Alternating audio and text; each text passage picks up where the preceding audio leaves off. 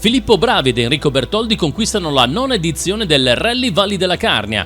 Una vittoria netta per l'equipaggio friulano che bissa il successo ottenuto nel 2021 sulla Hyundai 20N Rally 2 Evo della Friul Motor. Dopo 9 passaggi totali sulle prove speciali Voltois, Avaglio, Val di Lauco, Duron per 70 km cronometrati, Bravi e Bertoldi chiudono in 50 minuti e 41 secondi. Brillante secondo gradino del podio per un sempreverde Claudio De Cecco, assistito alle note da Jean Campeis, anche loro sulla vettura coreana. Completano il podio Dimitri Tommaso, navigato da Matteo Turati sulla Skoda Fabia davanti al vicentino Michele Griso, giunto quarto. Completano la top 5 Giampaolo Bori ed Erika Furlan sulla Skoda Fabia. Tra le classi in assai successo di Alex Pavelio e di Anna Conte, Giampaolo Bizzotto e Sandra Tomasini conquistano la Rally 4 piazzandosi ottavi assoluti.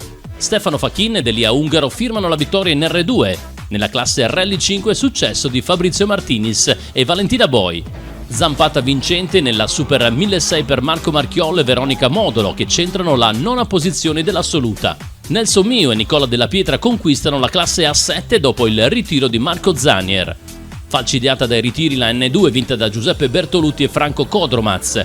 Dominio netto di Rigodanzo e Castagnaro in classe N3. Il funambolo Stefano Macagnan assieme a Jenny Madalozzo conquista la K10. Va in archivio un altro Rally Valli della Carnia con tanto pubblico sulle prove speciali, a rimarcare un sentimento popolare di accoglienza ed attaccamento alla corsa organizzata da Carnia Pistons. Finale maestoso, le premiazioni in piazza d'Ampezzo con il tenore Salvatore Angileri a cantare l'inno nazionale e la celeberrima Nessun dorma di Puccini.